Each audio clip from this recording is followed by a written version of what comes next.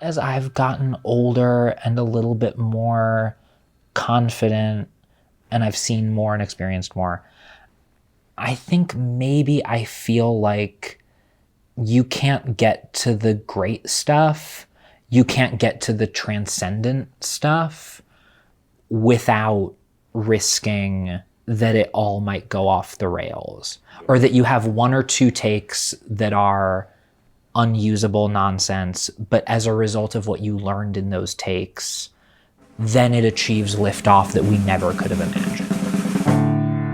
Filmmaker Magazine presents Back to One with Peter Rinaldi. Olli Haaskivi is an actor.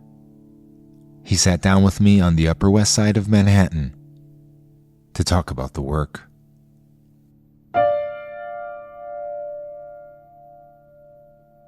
Do you have a typical way that you like to begin your preparation process when you get a new role? You know, I've had such variation in jobs that I get 2 days in advance, jobs that I get 2 months in advance, jobs that I get 6 months in advance, that I don't have this leads to this, which leads to this in my particular process. And I do feel like I would be suspicious of an actor that always had the same exact process. For everything, right? Yeah, because I do really concretely believe that my process should be in conversation with everybody else's processes, and that I don't want to feel like anyone is forcing their process onto everybody else, or that I am forcing my process onto anybody else. The only thing I can say is I had an acting teacher when I was in high school. I did a summer program at Carnegie Mellon, and the late, great Mladen Kiselov was one of my teachers. And he would always say the script is your treasure map, which I think is amazing. And so I really think that the only thing I do with any consistency is just read it and read it and read it and read it. And I think that that then tells me what has to happen next. If it's, oh, I don't know enough about this historical period, or the roadmap of the script all leads to this big climax, so I need to understand dramaturgically what has to happen, or I don't know. I think that using the script as your treasure map can't help but tell you what the next steps are from there. And those next steps have been drastically different for me in terms of finding additional books to read, or watching other films, or going to some random museum somewhere, or seeing if I can call a relative of a person. But I think the only clear cut, you gotta do this every time move for me is reading the script over and over and over again. Ideally, reading it once just from a sort of bird's eye, global, literally what happens in this, not thinking much about my particular role. It's almost impossible not to be thinking about your particular role. Yeah. But at least doing my best to give it one good pass, where in one sitting I read through the entire thing before I start taking apart my particular corner of it. But I think the only consistent thing that I do, and I have things I like to do, I have things I don't like to do, I have preferences, obviously, but I do think just an obsessive detective style reading of the script many, many, many times is my preferred way in, which also I'm sure you know isn't always possible, because oftentimes you only get your pages. I was going to say, like, what happens then?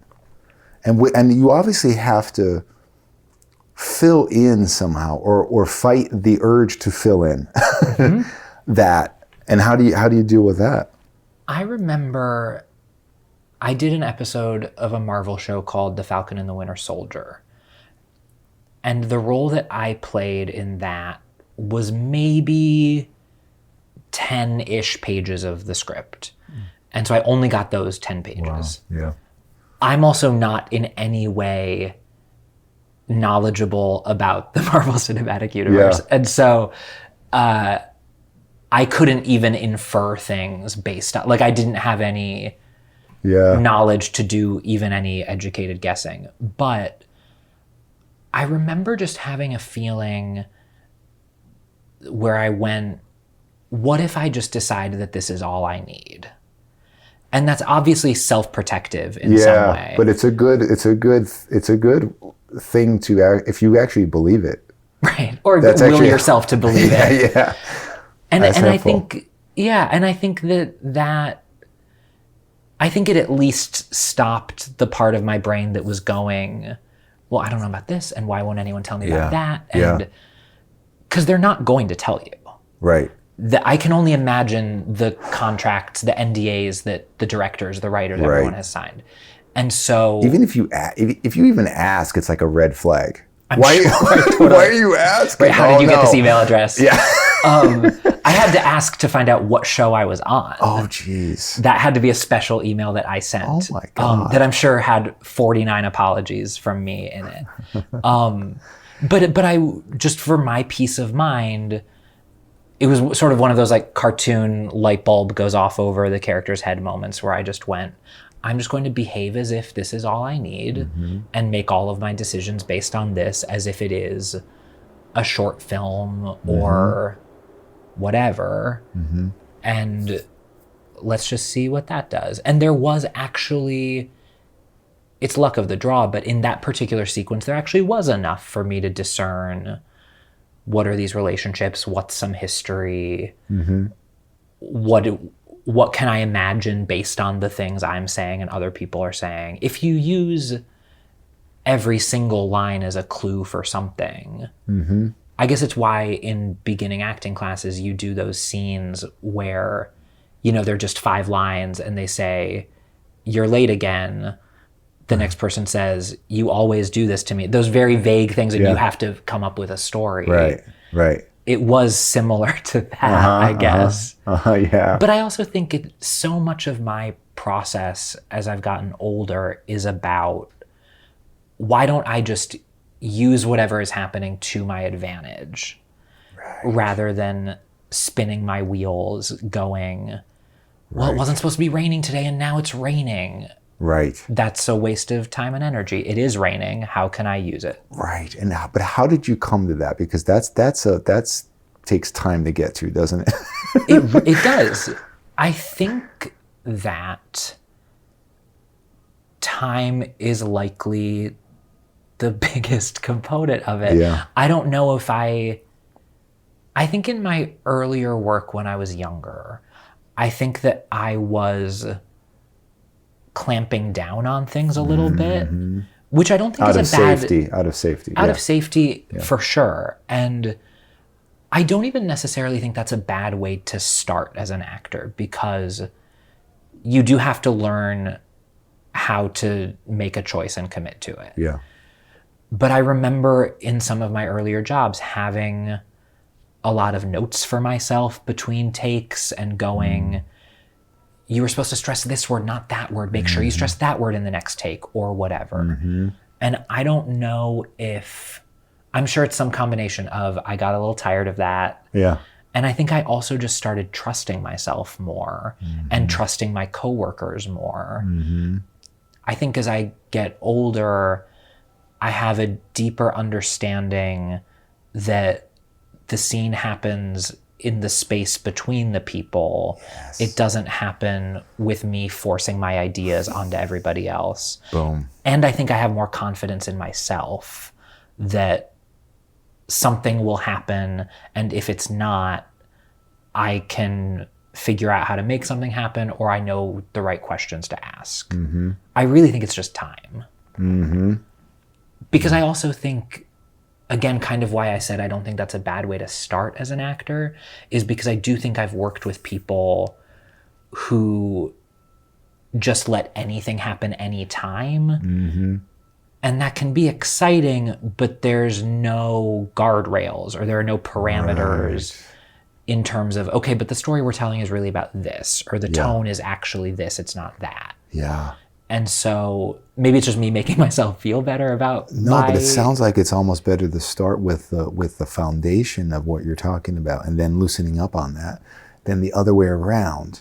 Getting used to this kind of loose kind of thing, and then people being like, "Bro, this is not structural here. It's not serving the thing here. You're talented, but you're fluid, and it's we need this." Whereas before, like if you start with that, it's easier to loosen up.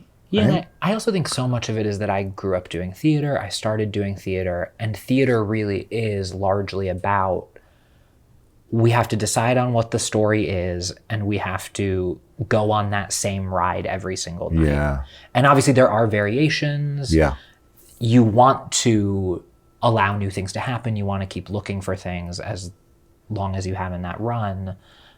But I think that was maybe part of my transition from theater to mostly working on camera the last several years, is again, just trusting that I know what the story is, I know the parameters of this world, and I can just allow things to happen rather than white knuckle something. Was there a point where you realized there is a formula that has to happen here for auditions that I need to tap into? Or did you ignore the idea that there even is a formula for auditioning? And which road did you go down? And where are you now in this kind of approach? Sure. Especially like post-strike, knee deep in a self-tape miasma. Talk about that. Yeah, I think that my auditioning really took a turn. I remember what casting office I was in years ago, where I was in a casting office that was not a particularly friendly one. And I had been derailed by them in some previous auditions because I was taking on their strange energy. And I remember sitting in their waiting room and thinking, I'm just going to behave as if I'm actually shooting this.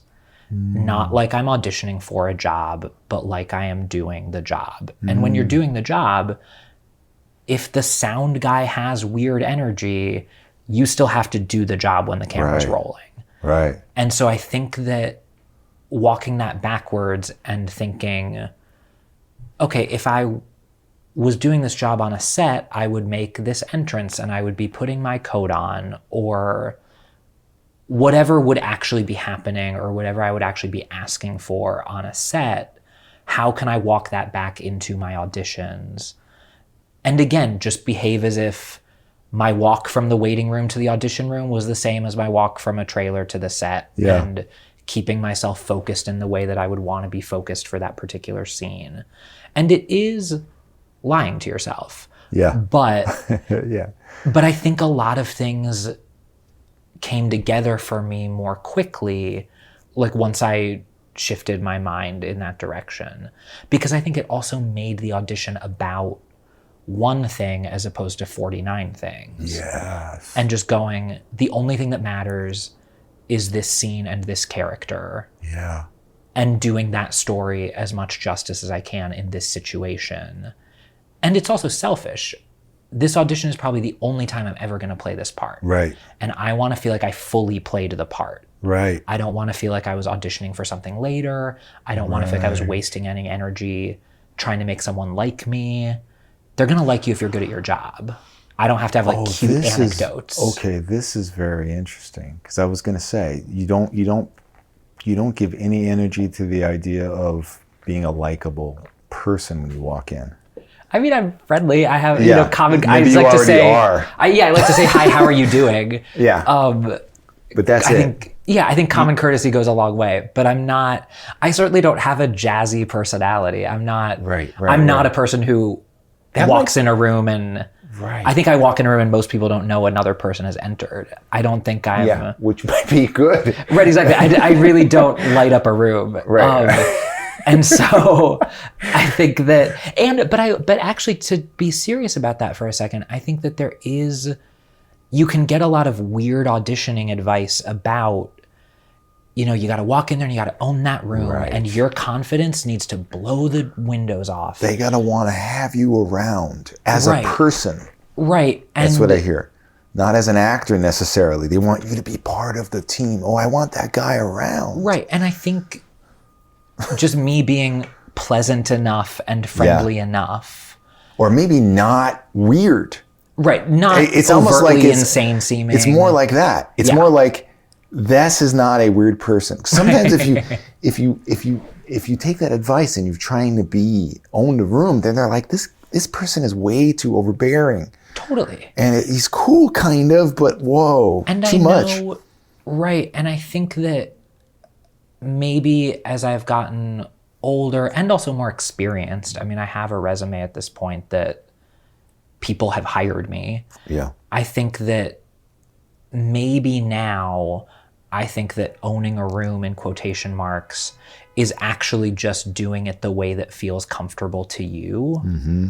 Yeah. As opposed to like grasping for some different personality outside of yourself. Yeah. Realizing that my version of owning a room is coming in and saying, hi, how are you doing?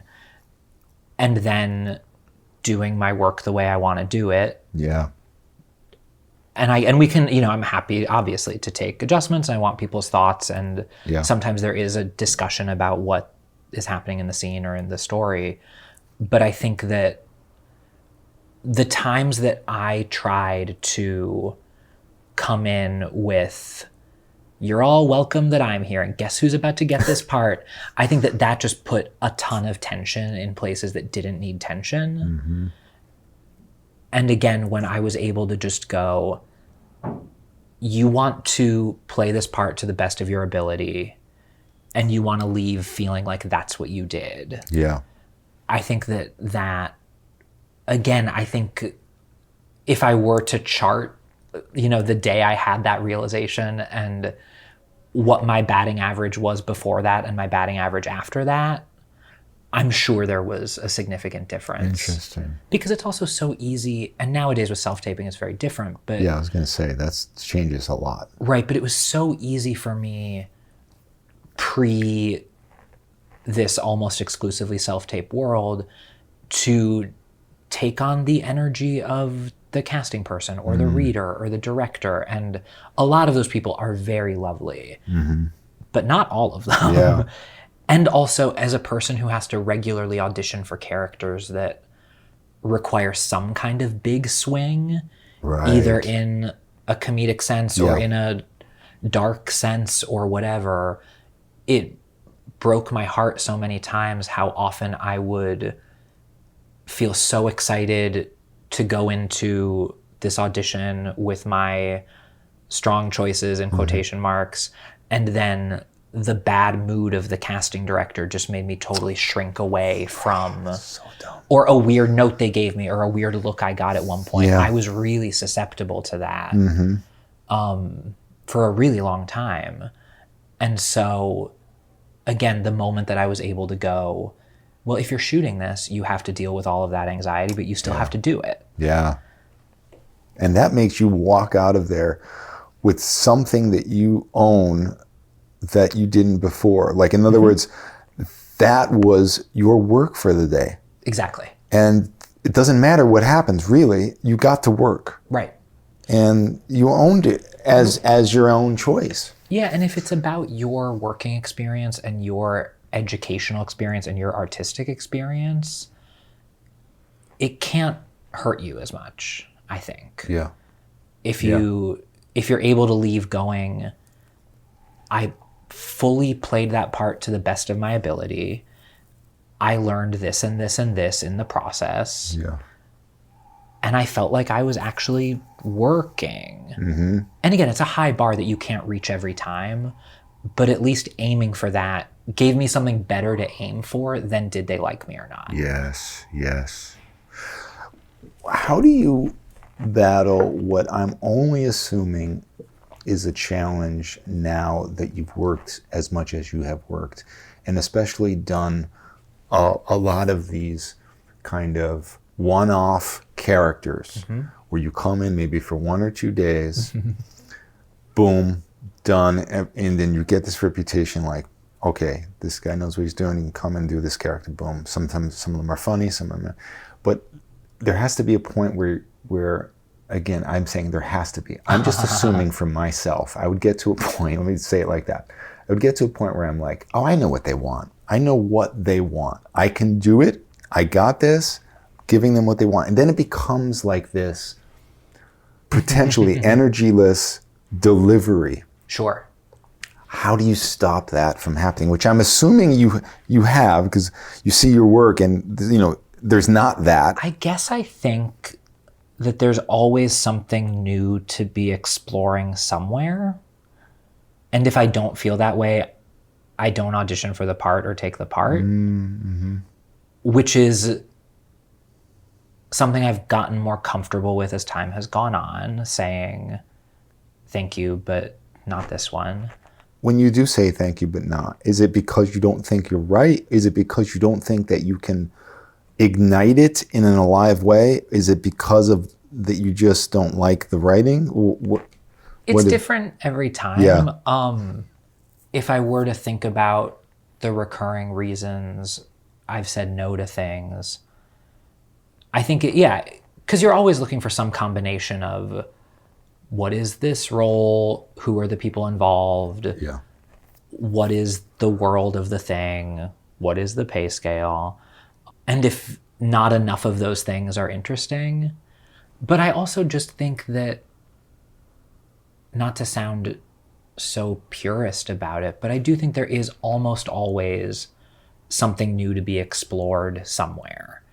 If it's, this is a similar part than I played in XYZ, but I love the actor I'm opposite. Yeah. Or even just simple stuff that's like, I think you can always be more relaxed. I think you can always be more detailed. I think you can always be more alive. I've definitely taken jobs where I've thought, well, this isn't my favorite script in the world, but this can just be my practice time. And or purely from a mercenary standpoint, I am often in a position where I need a job and I need money, and so maybe you just get excited about anything in that moment. Yeah. But for good or for bad, at this point in my life, it's not generally hard for me to find something to dig into. But again, that might just be out of a desperate necessity to... And a knee-jerk ability to do it. Yeah, and I think that that's maybe part of the fun I'm realizing as we're talking about it, is for me to find some entry point somewhere. And maybe that's also a lucky thing about working in New York City, which is the things that tend to film here are typically great in various ways and attract really interesting actors and directors. And yeah, I mean, I guess the short answer is, if I can't find something, I'll just say no, thank you. Yeah. But again, I don't think it's that hard for me to find something somewhere. Yeah. I guess there are just different reasons to take different jobs, and I'm pretty good at finding what those reasons could be. And even if it's something I don't necessarily love, that can actually be relaxing in its own way, or that can actually be sort of lower stakes in its own way, where it can be hard sometimes to feel like, oh, this is just my practice time when you're on a gigantic Marvel set or something. Yeah, but I also think I'm someone, as we're discovering in this conversation, that inherently can figure something out, or maybe I just love my job enough that there's always something somewhere.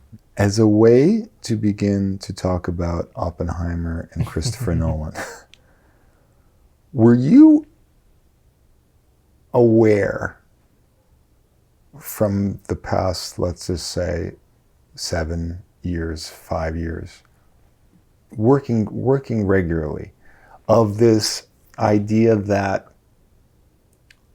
the director being behind this monitor, I guess it's hard for me to hide my judgment on the idea of video fucking village being the fucking norm. Sure.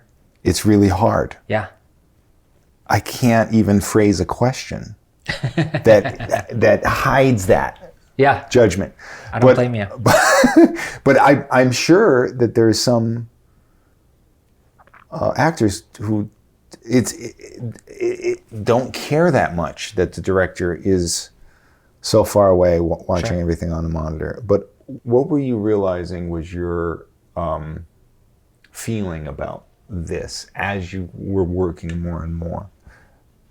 And then parlay that into what you actually need from a director on the set. Sure. I think that because my working experience has been so varied, I think that walking onto the set of Oppenheimer, I have done jobs for Marvel, but I've also done the teeniest films in the world, and I've played large parts and I've played teeny parts, and I've worked very intimately with directors, and I've worked with directors who are yelling from 6 rooms away. And I think that I, by necessity, but perhaps also out of a kind of interest that I have in accumulating as many different kinds of experiences as I can, I think that I didn't think too much. I didn't really have the luxury to think too much about what I liked and what I didn't like, because so much of my life, as you mentioned, has been 3 days on this job, a week on that job, half a day on this job, where you feel like you're sort of parachuting in and going, okay, how does it work around here? Okay, great. I guess that's what we're doing. Yeah. And obviously I have things I like more than others. I had experiences that I liked more than others, obviously. Yeah. But I'm not a person who has done, 5 years of the same thing or 10 years of the same thing or something like that. I was so struck by what an intimate experience Chris is able to create on a film that is historically large. Right. I've done student films that felt more sprawling than Amazing. what we did on Oppenheimer. That's amazing. And I also think that I remember flying to New Mexico to start shooting and just sort of clocking for myself, because his films are so beautiful and they feel so intentional, and it feels like every corner of every frame is perfect. I remember thinking, this might be a very micromanagey experience, Right. but you've done that before. You know how to do it. It's not your favorite, but you'll be part of something incredible. But be prepared for, if I had to have guessed, You're right. it would have been that kind of, And you started preparing yourself for that. a little bit. Yeah. And I definitely at least clocked it as a strong possibility. Yeah. Or if I had to put money down, Yeah. it would have been for that kind of thing. And so the fact that it was truly the opposite, where, as you mentioned, there's no video village. The only monitor on set is around Chris's neck. It looks like an Etch-a-Sketch. The coloring is insane on it. He barely refers to it. Meaning insane in a bad way? Like, Yeah. like I don't know it's how just- you could discern. It's just the image. It's just like this weird image through a fog filter. Or something. Exactly. And in my experience or in my memory, he barely consulted it. Uh-huh. And that the crew on set is 6 or 7 people.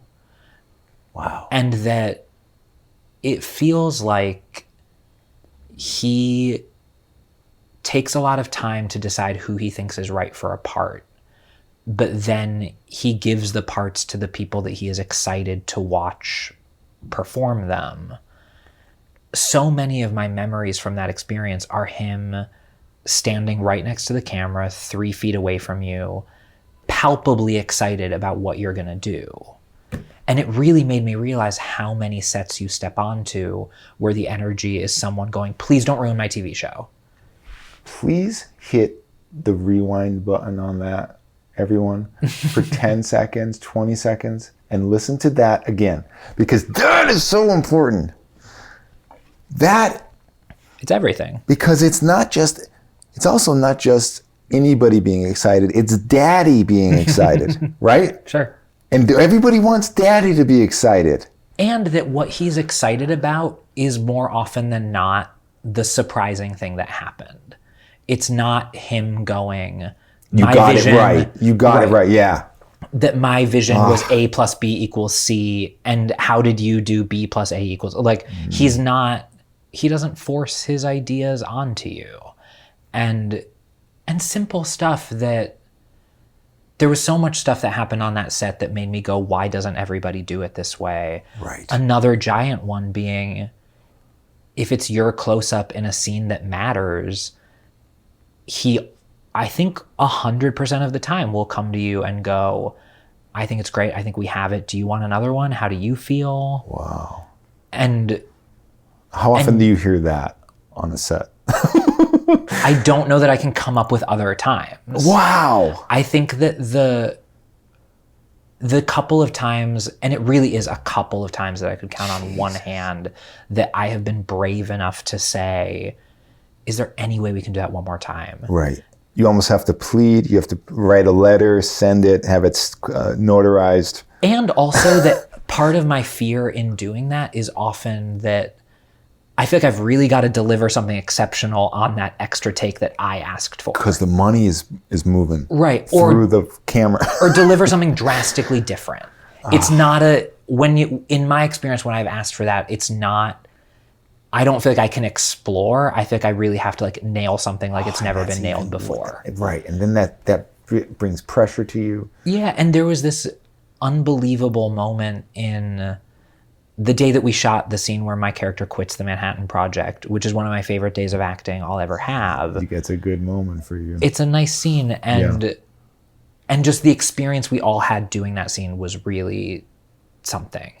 And I remember we were on me, and Chris said, how do you feel? I think we have it. And I said, I feel pretty good. I have one little idea. I would love to go one more time. And Chris said, great, if we're going to go one more time, why don't you try this? And I went, that was my idea. Wow. And it was such an amazing, we're making the same film right now. Yeah. We're seeing the same stuff. We're feeling this. Our instincts are the same. And it was really, I felt like both of us just lit up in that moment. Yeah. And again, none of that is possible if it's a set where, I've been on sets. I wish I could name names, but that's not a good idea. Right. I've been on sets where the director comes on and says, okay, none of that was usable. Look at her when you say this. Don't look at him till here. Stress this word, not that word. And not coincidentally, those performances are not good. Yeah. Right. And I think that one of my big takeaways when I saw Oppenheimer for the first time was I went, oh, right, Chris isn't scared of actors. Yeah. Because even people that have 1 or 2 lines in that film make a huge impression. They shine. They're alive. And everyone is weirdly acting like they're the lead of their own film, but not in a bad way. Right. Everyone brings so much history and so much detail. Right. There was never no one was ever directed in a way that's like, sweetie, it's just 2 lines, get in and out, please. Which isn't always bad direction, by the way. Right. Sometimes you do need to hear, it's just 1 line, please just say it and leave. Yeah. But no one was ever treated that way. And that goes for everyone in every department too. Like the way wardrobe treats an actor, the way hair and makeup treats an actor, the way that the ADs treat an actor. I really feel like a big reason that film is so beautiful, I think it's also part of the reason that film is so overwhelming, is that everyone was bringing all of themselves, and everyone was encouraged to. I have one little story, if you want to hear it. Absolutely. I remember it was maybe our second day of shooting in New Mexico, which was the second day of the whole film. I did the first scene on the first day. And so I was there from the very beginning. And so I think it was day 2, maybe, if not even later on day 1. But it was Olivia Thirlby's first scene in the film where she chases Killian and I and gets her job. And Killian and I are walking on this platform. Olivia chases us, and I'm in between the two of them. And I don't think I have a line in that scene even, but I'm there. And we did a couple takes, and I was a little unclear as to where I should land. And I said, hey, Chris, do you want me in Killian's shot? Do you want me in Olivia's shot? Do you want me nowhere in this? Because it's not my scene. And without missing a beat, Chris just went, get in the fucking movie, man. Like, get up there. And it felt like such an invitation. Wow. I think what he was saying was really, no, I want all of your ideas, and I want you to fully be here, and I want you to feel like you can fully be here. Right. And so for that to happen on the first or second day of the whole shoot, and to see that that's how he treated every single person. So it's almost like people are coming on it from having to develop these survival tactics on sets. And then he's just like understanding that this is the ultimate collaborative art form, that his art is going to be better if he ignites the art of everyone. Why, after 120 years of doing this, aren't we realizing that? I know. Why are we clamping down on this fucking vision, this, you know, this auteur thing, where you translate that as I have to fucking micromanage, as you said, every fucking thing, and then you have these terrible movies. I just don't get it. I don't understand. Sure. I mean, so that is just so beautiful. It almost makes me emotional hearing this, because Same. It's a top-down thing, Truly. obviously, and it shows you how this is not just because this guy is an anomaly, because he is, where he's an artist in a studio system. It's not that. Right. Anybody who's interpreting this as that, well, of course, he's had so much success, he gets to do He has this. the budget he has. It's not about that. Because you said the student films that are more. So that means that anybody can do this. Anybody, even with your friends. Truly. Your friends are artists who are waiting to be ignited. And you can benefit from that in your own art. And it's particularly ludicrous because with film and television, you're going to cut it together later anyway. Right. And so why wouldn't you let people try a handful of different things, which I, just from an acting perspective, believe is my job, to give you multiple different options to cut with later. I think that's actually just the definition of the job in my book. So why would you not allow variations? Why would you only say, I need the perfect version of the vision that I came up with and nothing else? I have an answer for you. It's what you said. He is not afraid of actors. These people are afraid of actors. Yeah. They're afraid of those possibilities.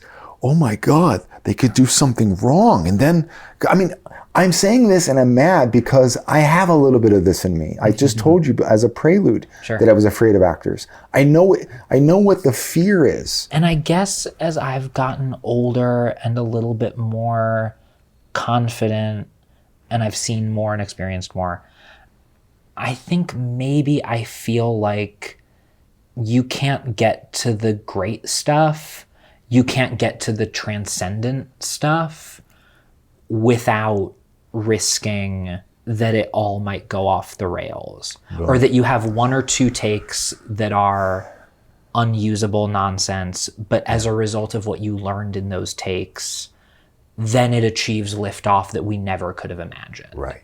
And I understand time is money. Yeah. We're losing the light. All of those things happen. But I just feel like, again, it goes back to what we were saying earlier, attempting to trust that what is happening can be used to create something even better than you had imagined.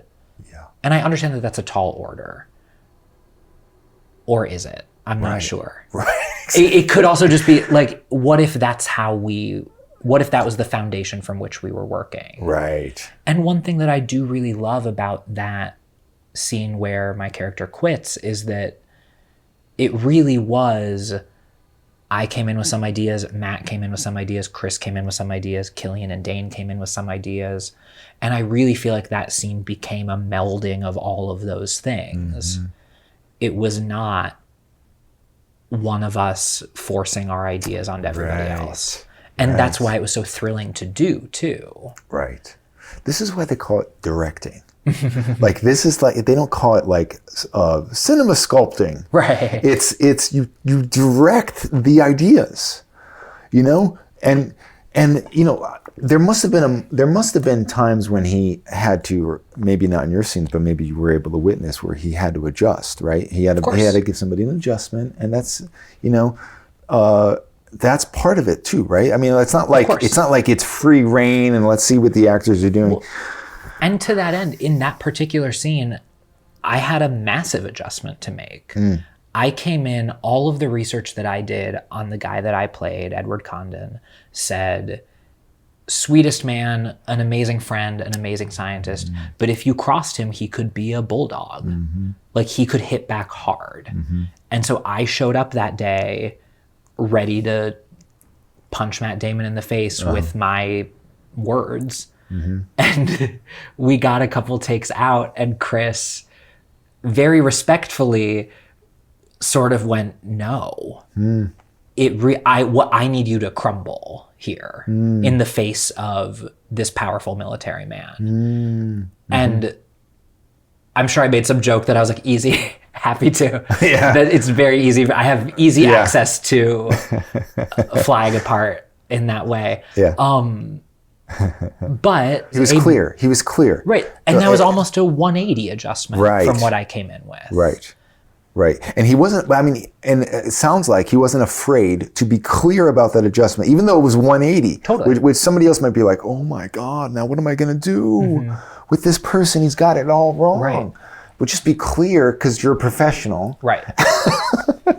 and you can make the adjustment. Right. And in my head, I also went, well, we have those 2 or 3 takes where I hit back really hard, so fine. Right. And now I'll do the thing that... Right. And I understood, not that I doubted him in the moment remotely, but I understood seeing the film in the full context of that film, the many reasons why Condon melting down was the thing that needed to happen. And that's the other thing a director has to have, which is it should be the director's job to have that foresight about what the story is leading to, and too often it's like put on the actor, where the actor has to do that dramaturgical kind of mathematics, and I don't think it should be. Right. It should be like, I know this, I'm the guy that wrote this, or whatever. Even if you're not, you understand the whole thing and are able to make an adjustment for the actor in that case. The actor's job just should be to be alive in the scene and in the moment, and not thinking about that. It should be the director being like, okay, we need this though. And then you sit in the theater and you're like, oh, that's why. I get it now. I see the whole movie. Yeah. That film didn't need another person yelling at somebody, and it didn't need... I think you understand the cost of the decisions that Killian is making, that Oppenheimer is making, because his lifelong friend is melting down in front of him and he's not doing anything about it. And I think it's a dynamic you don't see anywhere else in the film. And if I had just yelled back in Matt's face a lot, none of that would... Right. They would tell a different story, and it would tell... I think the story would have less impact. Yeah. And And again, Chris didn't say, "You're wrong, what are you doing?" Yeah. Yeah. To have this kind of experience and to share it with so many dudes, so many dudes, Sure. young dudes in this, they're such great actors, but they need this kind of break. It's like to be in this and then to have the strike happen. Sure. When it freaking happened. Yeah. You weren't overseas when for that when they walked out on the premiere in London, were you? I wasn't. I was shooting an indie here in New York. Oh God. The seconds leading up to the strike. Yeah. And so, no, I was not in London for that. But we were getting ready for our New York premiere, which was going to be the big one. And so you had a couple weeks to be worried that this was going to happen right before the premiere, right? Yeah, I guess so.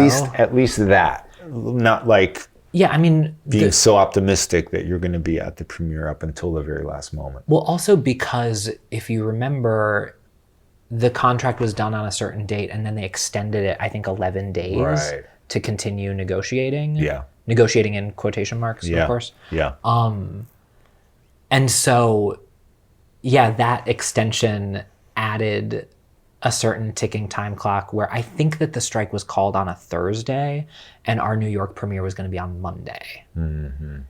And because it is a very close group of people, the scientists in that film in particular had a very, they are brothers and sisters to me forever. We had a really tight bond making that film.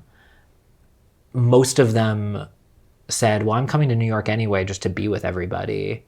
And so we did have our own private little celebrations, Nice. Which was wonderful because we love being together, but also being able to process that together, I do think just made a close group even closer. Yeah. But yeah, what a crazy... And it did sort of add to the once in a lifetime-ness of that experience. Yeah. Was... shooting it felt like once in a lifetime, and now this part of it is really wild. When you have a break that the strike facilitated, which is so frustrating and on many different levels, it feels almost like the pandemic break. Yeah. So if you're like me, you didn't utilize the pandemic in any creative way. It was more like absolute daily flustering and what the hell is going on with the world. So that should have prepared us for the strike time, right? And did you utilize the strike in a way that you feel happy about? I did and I didn't. Yeah. It wasn't a total wash. Did you Also- need a break? I mean, isn't this a great time to just be like, I need to take a break here from the daily thing, which you've heard this podcast, so like there's so many actors who you would think wouldn't be having this, but there's a constant thing like, what is the next job? Sure. And it's even if you've been working so much, it's always there. Wasn't it nice to just have a break from that? Yes, is the answer. In particular, because leading up to the strikes, you go through these phases. This is not my first time going through this phase, but I was in a phase where I was getting dangerously close on job after job after job, and just none of them were working out. And I was really in a slump about it, and a lower slump than I am used to. And so there was part of me that was going, well, I can't be disappointed 3 times a week anymore. Yes. And so that was perhaps a nice little, I wish it didn't come, at the cost of an entire industry getting torched. But, Right. I did some readings of some plays, which was great to keep going. Mm-hmm. Maria Dizia and I taught a class together that we'd been threatening to teach together for a long time. Oh, nice. And so we finally got that together, which was lovely. I did a ton of picketing. I just treated that like it was my job, which was really a lifesaver in terms of having a routine and a community and a place to go where, you know, everybody knows your name a little bit. Without that, I think it was maybe top of September, I got back into town. I went home to Florida for a little while. I got back into town and went, I'm just going to treat that like it's my job. And every day that I don't have something else to do, I'm just going to go down to 19th and Broadway, even if I just go for 30 minutes. Yeah. And again, that's one of the best decisions I've made in a long time. Yeah. So post Oppenheimer, post strike, we are about to really dive into some of the major changes that have been negotiated and decided on for actors, and some of them are exciting, like possibly being paid for some auditions and stuff like this. But I want to know if you can talk about some kind of change that you would wish that we can have in terms of something on a set or that has to do with actors that you want to see changed, that would make your job easier, that like we were just talking, we were getting angry, at least I was, about how why isn't everybody doing this? What this makes it better. Like this, is there something where it's like, okay, we're going back to work, but let's change this if we can? The first thing that came to mind, I don't know what else I would come up with if I thought about it for longer, but the first thing that came to mind was that on Oppenheimer, every single person, even if you only had one line, had the opportunity to go to Universal and read the entire script in a windowless room. Right. You could take notes. You couldn't take the script with you, but you could take notes. You could sit as long as you needed to. Wow. And that was so helpful, one, just for literal context and scope and all of that stuff. Yeah. But it also made everyone feel like part of it. Whereas, again, I've done a lot of top secret projects that are very precious about their material, sometimes in ways that I understand and sometimes in ways that I think are silly. And again, just showing up on a set, flying blind, going, I have these 2 pages and I know nothing else. Right. It doesn't lead to the best work in the world, I'm sure. And it also doesn't lead to people feeling included or welcome necessarily. Right. You a little bit feel like you've already done something wrong. Right. Even though you haven't. Right. It just feels like everyone's guard is already up for you to reveal the secrets or whatever. Yeah, yeah. And you can feel like, kind of like you were saying earlier, like you say the wrong thing to the wrong person and they go, oh my God, we can't trust this actor or whatever. And so, again, just off the top of my head, allowing everyone to have access even one time to what the whole thing looks like, and or a conversation with someone about what the whole thing looks like. I got major information about The Falcon and the Winter Soldier from a PA that was walking me to set. Who said, oh my God, who was killed later on for revealing that to you, by the way. Right, he still dead. messages me on Instagram, so he seems alive, but that could be a Marvel, that could be a computer thing. Definitely. It could be AI. AI. Yeah, and you know, he very sweetly said, do you know this and this and this? And I was like, no! And if you didn't tell me, that's insane. How would I have ever known? That's insane. And so, again, just off the top of my head, the ability to sit in a room with the entire script and your notebook impacted everyone. Everyone felt better, again, about their work, but also just about being allowed to be there. And then on the business side of it, if I could wave my magic wand and change how health insurance worked. Yeah. Which is obviously a countrywide issue, not just for an sure. industry issue. Do you think that they did some things for that already, and or have you dipped into the deal, or were you privy to it, or are there changes? Yes, and I would say that I dipped into it late last night. Oh, okay. But yes, there are absolutely positive changes that I'm happy about. Yeah. But I would love to reform the entire thing. Yeah, for sure. Who wouldn't, Right. obviously, unless That's right. you're a studio or a producer. That's right. But yeah, that's the thing that just destroys me. Right. What is coming up for you? Is there anything that you can talk about? Right after Oppenheimer last year, I did this Apple miniseries called The Big Cigar.